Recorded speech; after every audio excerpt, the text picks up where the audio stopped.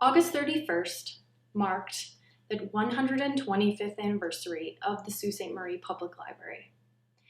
In celebration of 125 years of service to the community, the library staff have created a book list featuring our favorite 125 titles written over the past 125 years. Today I'm here to share with you my favorite book from this list. I have selected the book Indian Horse by Richard Wagnese. This book was published in 2012 and it is one of the best books I have ever read as an adult. Richard Wagomey is one of my favorite authors of all time. Indian Horse is the story of an Ojibwe boy named Sault Indian Horse. In 1961, 8-year-old Saul is forcibly taken from his family in northwestern Ontario and sent to residential school, where his Ojibwe culture is taken from him. He experiences profound trauma during this time spent at residential school. He lives through abuse and neglect. Some respite does come to Saul during his time at residential school by way of hockey. Saul is first introduced to the game of hockey while attending St. Jerome's, and we quickly learn that he's a gifted hockey player. He falls in love with the game. Saul plays hockey well into his young adulthood, and he even attempts to pursue his passion for hockey at the highest level. Sadly, we end up reading about the overt racism that Saul faces as an outsider in this world of hockey. He mentally and emotionally is pushed away from doing the one thing he loves the most by way of hate and ignorance.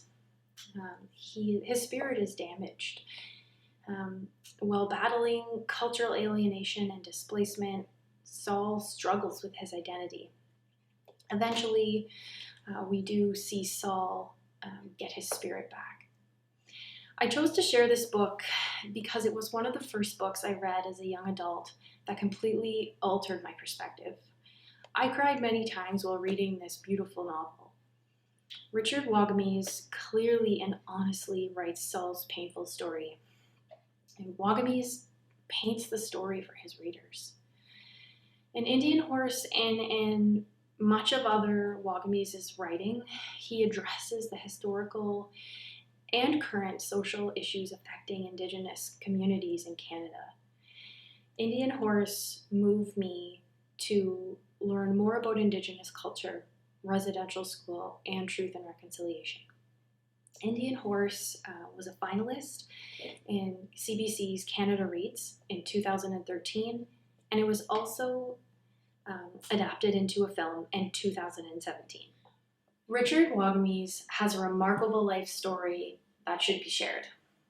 Wagomey is an Anishinaabe novelist and journalist from Wabaseemoong First Nation, born on October 4th, 1955. At the young age of 3, Wagomey began a difficult and painful journey. He was placed in foster care throughout much of his childhood, and his experiences in the foster care system were filled with abandonment, neglect, and melancholy. At the age of 16, Wagomey dropped out of high school and he lived on the streets or with friends. It was during this time that Wagomey spent time reading at libraries. He said that he practically lived in libraries, and that the time spent reading as a young man shaped into the writer that he would later become. Before becoming a journalist and a writer, Wagomey struggled with alcohol, drugs, and post-traumatic stress disorder from the abuse of his childhood. Wagomey lived all over Canada and worked many different jobs. Overcoming insurmountable obstacles, he got his first job as a journalist for an Indigenous newspaper in Regina called The New Breed. Since then, Wagomey has created an incredible body of work, and he has received many prestigious awards and acknowledgments for his writing. Author Wagnese stated that he brought Indigenous experiences to the mainstream psyche at a time when the country was barely ready to learn about its true history.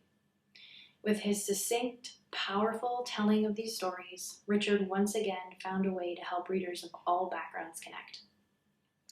Sadly, Richard Wagomey passed away on March 10, 2017 in Kamloops, BC at the young age of 61. I hope that you will visit the public library and check out the novel Indian Horse and other works by Richard Wagomey. Thanks for watching.